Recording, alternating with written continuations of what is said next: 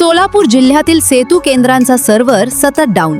विद्यार्थी, पालक व नागरिक हैराण. 11वी-12वी प्रवेश प्रक्रियेत कागदपत्रांसाठी मोठी गर्दी. समस्येच्या निराकरणासाठी मुख्यमंत्री, उपमुख्यमंत्री व जिल्हाधिकाऱ्यांना निवेदन. सोलापूर 11वी व 12वीच्या निकालानंतर विविध महाविद्यालय व शाळांकडून प्रवेशासाठी नॉन क्रीमिलेअर प्रमाणपत्र, उत्पन्नाचा दाखला, महाराष्ट्र निवासी दाखला, गॅप सर्टिफिकेट यांसह विविध कागदपत्रांची मागणी केली जात आहे. त्यामुळे विद्यार्थी, पालक व नागरिकांची आपले सरकार सेतू सुविधा केंद्रांवर मोठी गर्दी होत आहे. मात्र सोलापूर जिल्ह्यातील अनेक सेतू सुविधा केंद्रांमध्ये सर्व्हर सतत डाऊन राहत असल्याने नागरिकांना मोठ्या गैरसोयीचा सामना करावा लागत आहे.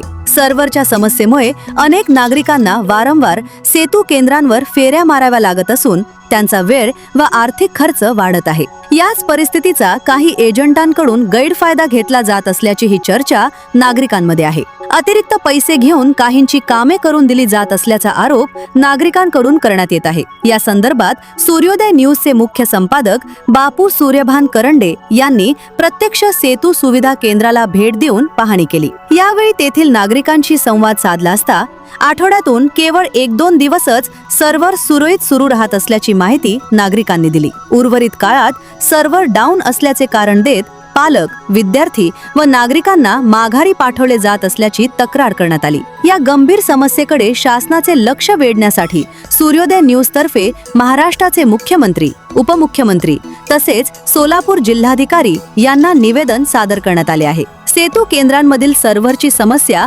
तातडीने सोडून नागरिकांना दिलासा द्यावा, तसेच विद्यार्थ्यांच्या प्रवेश प्रक्रियेत कोणताही अडथळा निर्माण होणार नाही याची दक्षता घ्यावी, अशी मागणी निवेदनाद्वारे करण्यात आली आहे. सोलापूर जिल्ह्यातील हजारो विद्यार्थी, पालक व नागरिकांना भेडसावणारी ही समस्या लक्षात घेऊन शासनाने त्वरित योग्य निर्णय घ्यावा, अन्यथा पूर्वीप्रमाणे ऑफलाईन पद्धतीने कागदपत्रे उपलब्ध करून देण्याचा पर्याय विचारात घ्यावा, अशी मागणीही नागरिकांकडून करण्यात येत आहे.